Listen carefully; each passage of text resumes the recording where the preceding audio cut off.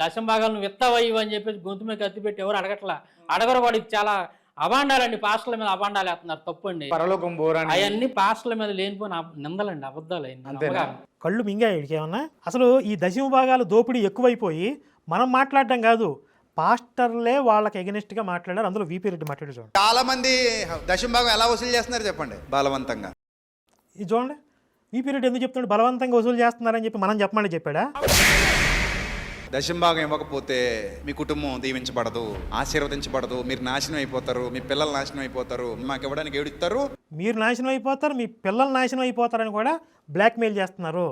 అసలు ఒక మతంలో ఇలా భయపెట్టి బెదిరించి బ్లాక్మెయిల్ చేసి డబ్బులు వసూలు చేసే మతం ఏదైనా ఉన్నదంటే అది భూమి మీద క్రైస్తవ మతం తప్ప ఇంకోటి ఏమైనా ఉందా?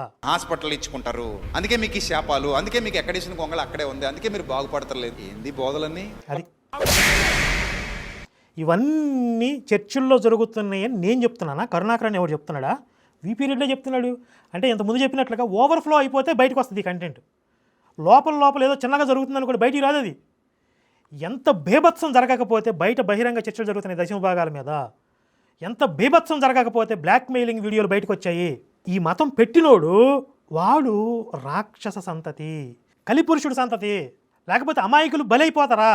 అమాయకులు దోపిడీకి గురవుతారా? దేవుడు పెట్టిన మతంలో సామాన్య జనం ఎప్పుడైతే దోపిడీకి గురవుతున్నారో, రాబందులు కబందులుగా మారి వాళ్ళ రక్తాన్ని తాగుతున్నారో, అది కలిపురుషుడు పెట్టిన మతం. అది వాడు ఏం చేశాడంటే ఆర్గనైజ్డ్గా ఒక మతం పెడదాం, దీన్ని ప్రచారం చేసేవాళ్ళు పూర్తిగా డెడికేటెడ్గా ఈ పనిలోనే ఉండాలంటే వాళ్ళు వేరే పని చేయకుండా, ఒరే మీరు ఈ మతాన్ని ప్రచారం చేయండి, మీకు వీళ్ళు 10% ఇస్తారు అని చెప్పి ఒక సిస్టమ్ డెవలప్ చేసి ఒక కంపెనీని పెట్టాడు. మతం కదా పెట్టింది అది.